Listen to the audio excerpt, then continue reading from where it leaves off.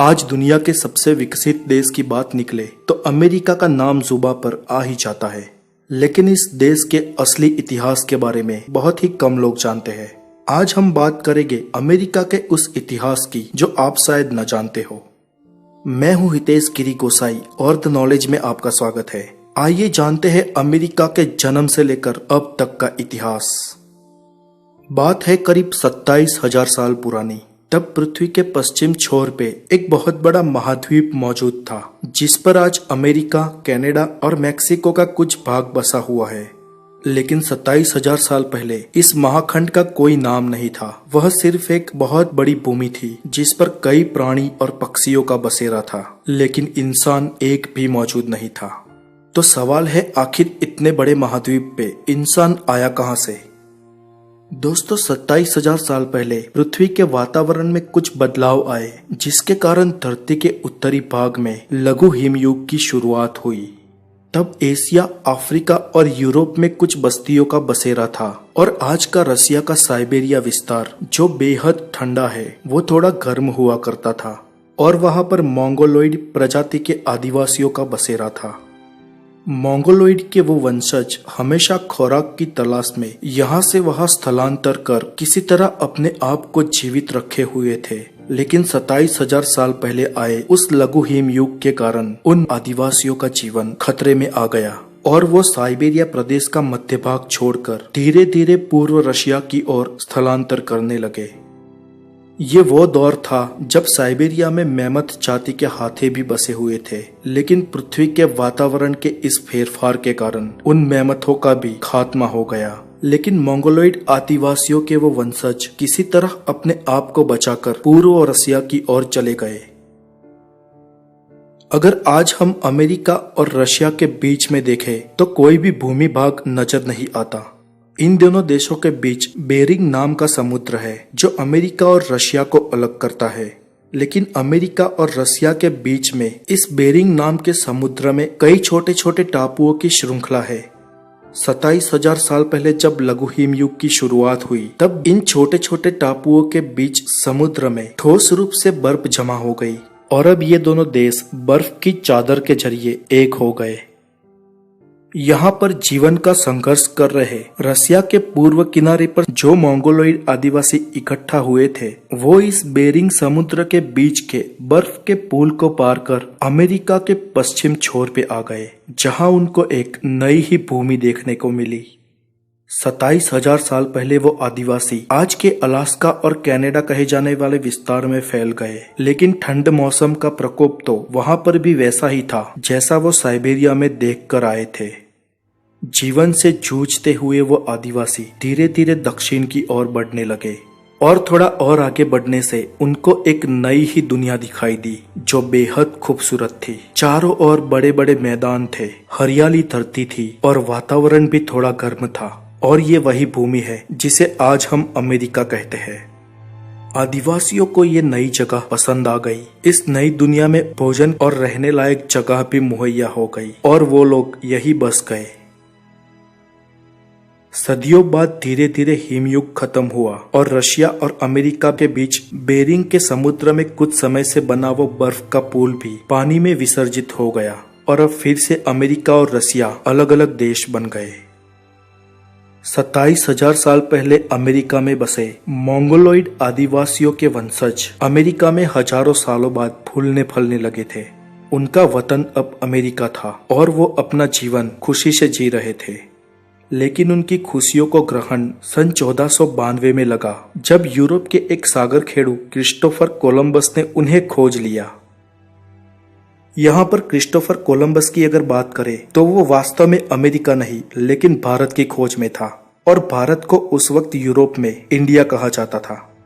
ऐसा नहीं था कि यूरोप के लोग इंडिया के बारे में जानते ही नहीं थे, क्योंकि वो जानते थे, इसलिए इंडिया की खोज में थे। 14वीं सदी से पहले भी भारत के कई व्यापारी यूरोप में अपना व्यापार करने जाते थे और यूरोप के भी कई व्यापारी भारत और एशिया में आते थे।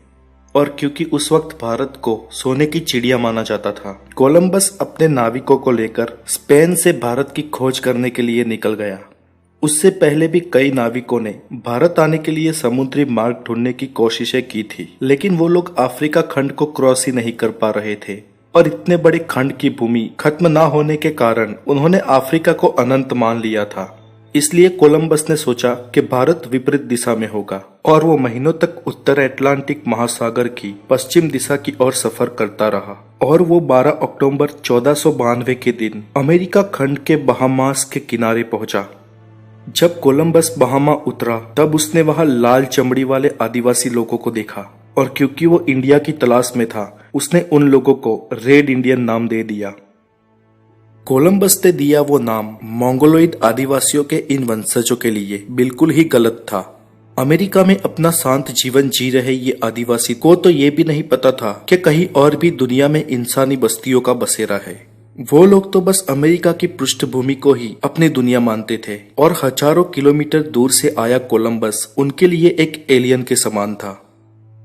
मूल अमेरिकन आदिवासी बहुत ही भोले भाले थे। वो कोलंबस को देखकर पहले तो डर गए, लेकिन कोलंबस बहुत ही चतुर, चालाक और निर्दयी इंसान था। उसने कुछ भेंट सौगात देकर इन आदिवासियों को बहला दिया और कुछ महीनों बाद जब वो अपने देश स्पेन वापस गया तो उसने इनमें से 6 आदिवासियों को धोखे से बंदी बनाकर अपने साथ जहाज में ले लिया ताकि वो स्पेन में जाकर ये प्रूव कर सके कि उसने इंडिया की खोज की है। कोलंबस जब वापस स्पेन गया तो स्पेन की रानी इसाबेला के सामने बंदी हालत में और जंजीर से जकड़े हुए इन 6 आदिवासियों को पेश किया गया और कहा कि उसने इंडिया की खोज कर ली है। हालांकि ये 6 आदिवासी अपनी दुनिया से हजारों किलोमीटर दूर किसी और दुनिया में आ गए थे और वापस जाने की कोई गुंजाइश भी नहीं थी। कोलंबस दूसरे ही साल वापस 40 जहाजों के साथ अपनी खोजी हुई उस नई भूमि पर गया और इस बार वहां से लगभग 300 आदिवासियों को बंदी बना लिया और वो वापस आते वक्त स्पेन ले आया और रानी के सामने प्रस्तुत किया। रानी को कहा कि आप इन्हें गुलाम बनाकर रखिए। इन भोले भाले आदिवासियों को देखकर रानी का मन पिघल गया और उन्होंने कोलंबस को यह फरमान किया कि इनको गुलाम नहीं बनाया जाएगा और कहा कि तुम्हें अगली बार वापस जाते वक्त इन्हें उनके देश छोड़कर आना होगा। और जब तीसरी बार कोलंबस अमेरिका की भूमि पर वापस गया तो उसे इन आदिवासियों को छोड़ना पड़ा, लेकिन वहां पर भी आदिवासियों का इस्तेमाल करने में उसने कोई कसर नहीं छोड़ी थी। कोलंबस इन आदिवासियों को गवार मानता था। तो अब दोस्तों आप ही सोचिए हम इस कोलंबस को क्या माने। खैर यूरोप में ये बात फैल गई कि कोलंबस ने भारत का समुद्री मार्ग ढूंढ लिया है, लेकिन 5 साल बाद ये अफवाह गलत साबित होने वाली थी क्योंकि वास्को द गामा ने कालीकट बंदर पे आकर इंडिया की खोज कर ली और यूरोप में सबको पता चला कि कोलंबस कितना गलत था। यहाँ पर यूरोप के रूलरों को लगा कि पोर्टुगीज ने अब इंडिया को खोज लिया है, इसलिए उन्हें अब कोलंबस ने ढूंढी नई धरती पर जाकर अपनी कॉलोनीज बनानी चाहिए और अपने देश का विस्तार करना चाहिए। और अमेरिका की उस धरती पर राज करने के लिए स्पेन और फ्रांस जैसे यूरोपीय देशों में होड़ मच गई और सालों तक यूरोप के लोग और ज्यादातर स्पेनिश अमेरिका की उस धरती पर आते रहे। यहाँ पर यूरोपियन लोगों का अमेरिका में बसेरा होते ही उन बेचारे भोले भाले अमेरिकन मूल आदिवासियों की जिंदगी नर्क बन गई। यूरोपियन लोग किसी भी तरह उनको खदेड़ना चाहते थे और खुद उस भूमि पर कब्जा करना चाहते थे। कई आदिवासियों को उन्होंने मार डाला और कई आदिवासियों को गुलाम बना दिया। अमेरिकी आदिवासियों और यूरोपियनों का सालों तक संघर्ष जारी रहा और कई साल बाद आदिवासियों का अस्तित्व ही खत्म होने की कगार पर आ गया। कुछ समय बाद अमेरिका में ब्रिटिश लोग भी गए और अमेरिका को अपनी कॉलोनी बना दिया। अमेरिका में जब ब्रिटिश राज आया उससे पहले तो कई और यूरोपियन अमेरिका में बस चुके थे और अमेरिका में बसे उन यूरोपियनों ने 4 जुलाई 1776 के दिन अमेरिका को ब्रिटेन से आजाद कराया और जॉर्ज वॉशिंगटन पहले राष्ट्रपति बने। उसके बाद अमेरिका में गोरों और कालों के बीच भी कई सिविल वॉर हुए और कई लड़ाइयां लड़ी गई और उधर मूल अमेरिकी आदिवासी रेड इंडियंस का भी खात्मा होता गया। अभी तक अमेरिका कोई विकसित देश नहीं हुआ था। अमेरिका के इतने विकसित देश बनने की भी एक छोटी सी दास्तां है। हुआ यूं कि 20वीं सदी की शुरुआत में जब पहला विश्व युद्ध शुरू हुआ तब तक तो दुनिया की एक ही महासत्ता थी ब्रिटेन, और ब्रिटेन का सिक्का पूरे दुनिया में चलता था। लेकिन पहले विश्व युद्ध के बाद ब्रिटेन की इकोनॉमी को बहुत बड़ा फटका पड़ा और यूरोप में जर्मनी, फ्रांस और कई देशों को बड़ा नुकसान भुगतना पड़ा।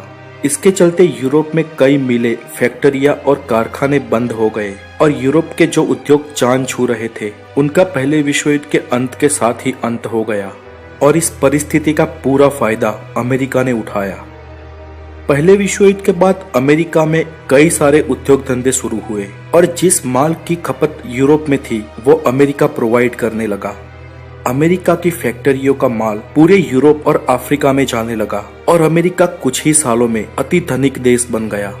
धीरे धीरे अमेरिकन सरकार ने दूसरे देशों के बुद्धिजीवी लोगों को भी वेलकम करना शुरू किया। इस माहिती और प्रसार के युग में उन्हें ये भी पता था कि रेड इंडियन के खात्मे की बात कभी न कभी तो सामने आनी ही है, इसलिए उन्होंने मरने की कगार पे आ गई रेड इंडियन जाति के बचाव और पुनरुत्थान के लिए नई नीतियों का गठन किया और रेड इंडियन को आरक्षण और कई आरक्षित जमीनें दी गई। लेकिन तब तक तो बहुत देर हो चुकी थी। आज पूरे अमेरिका में वहां के मूल निवासी रेड इंडियन की प्रजा कुल आबादी के 0.05% ही रह गई है और 99% से भी ज्यादा लोग अमेरिका के बाहर से आए हुए हैं। खैर, प्रथम विश्व युद्ध के बाद अमेरिका का सूर्योदय हुआ और अमेरिका दुनिया की सर्वोच्च महासत्ता बन गया। आज अमेरिका से विकसित दुनिया में कोई दूसरा देश नहीं है, लेकिन कहते हैं ना कि जो चढ़ता है वो पड़ता है और एक न एक दिन हर सूर्य जरूर डूबता है। ब्रिटेन ने भी कई सदियों तक दुनिया पे हुकूमत की, लेकिन आज ब्रिटेन का सूर्य अस्त होने की कगार पर है और अब देखना यह है कि अमेरिका का क्या हाल होता है और भविष्य में उसकी जगह कौन लेता है। तो दोस्तों, आज के लिए इतना ही। आगे हम फिर हाजिर होंगे भारत के इतिहास के साथ। अगर आप नए हैं तो हमारे चैनल द नॉलेज को सब्सक्राइब जरूर कीजिए और अगर वीडियो पसंद है तो लाइक करना न भूलिएगा। आपका दिन शुभ और मंगलकारी हो। Take care.